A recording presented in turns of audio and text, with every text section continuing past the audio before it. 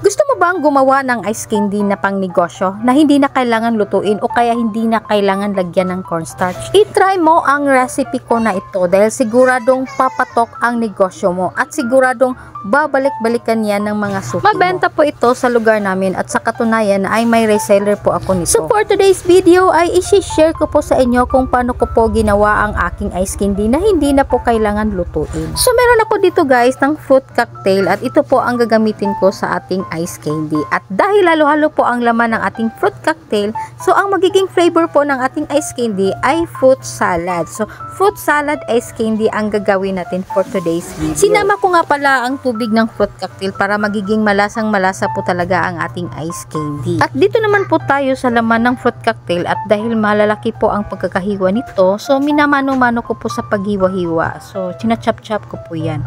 Hindi ko po kasi nagamit yung aking blender dahil kakasira po niya at hindi po ako nakabili kaagad. So dito lang muna ako sa pag-chop-chop at madali lang naman po ito gawin dahil expert na po ako dito. So ayan na, tapos na at ganun lang kabilis pagka-chop ng ating fruit cocktail. So ilagay na po natin siya sa ating mixing bowl.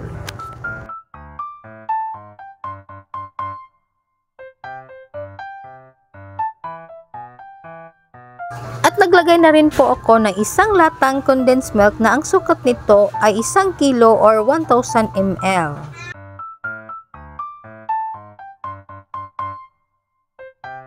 At sinunod ko na rin po ang 2 latang evaporated milk na ang sukat nito ay 360 ml.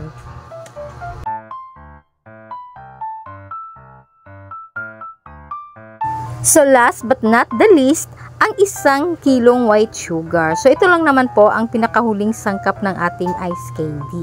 So pagkatapos pong maihalo ang lahat ng ingredients, so haluin nyo lang po ng maigi hanggang sa ma-dissolve po yung asukar na ating nilagay.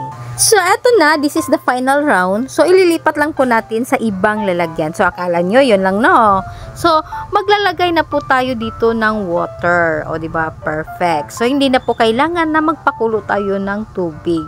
Tubig lang ay okay na. Naglagay lang po ako dito guys ng 2 pitchel na tubig na ang sukat nito ay tig to 2 liters. So 4 na litro lang po ang ilalagay nating tubig sa isang set, sa isang batch. So naglagay nga pala ako dito guys ng kaunting asin, mga half teaspoon ay goods na.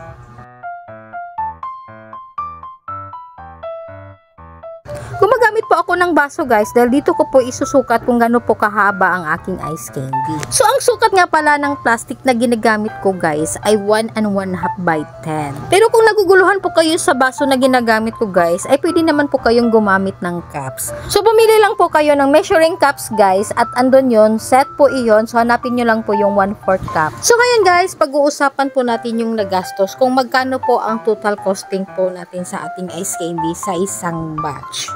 Gumastos po ako sa halagang 390 pesos. So kasama na po dyan ang kuryente. So nag-charge po ako sa kuryente ng 40 pesos.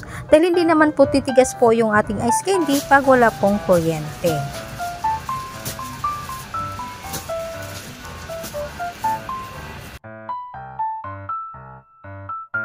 5 piso nga pala ang benta ko nito sa aking ice candy guys at nakagawa po talaga ako ng 156 pieces. So lumampas po talaga ako sa quota guys, o diba? At salamat naman po kung umabot na sa part na ito at sana po ay nagustuhan niyo po ang aking video at sana po ay may natutunan po kayo sa araw na ito. At kung ikaw ay bago ka pa lang sa aking channel, huwag niyo pong kalimutan na pindutin ang subscribe button and hit the notification bell para lagi po kayong updated sa mga videos na aking i-upload. At kung ikaw ay may mga katanungan, huwag niyo pong kalimutan na mag-comment po kayo sa baba at para naman sa ganun ay masagot ko po yung mga tanong ninyo. That's it for today's video. Salamat po sa panonood. Hanggang sa muli. Bye-bye!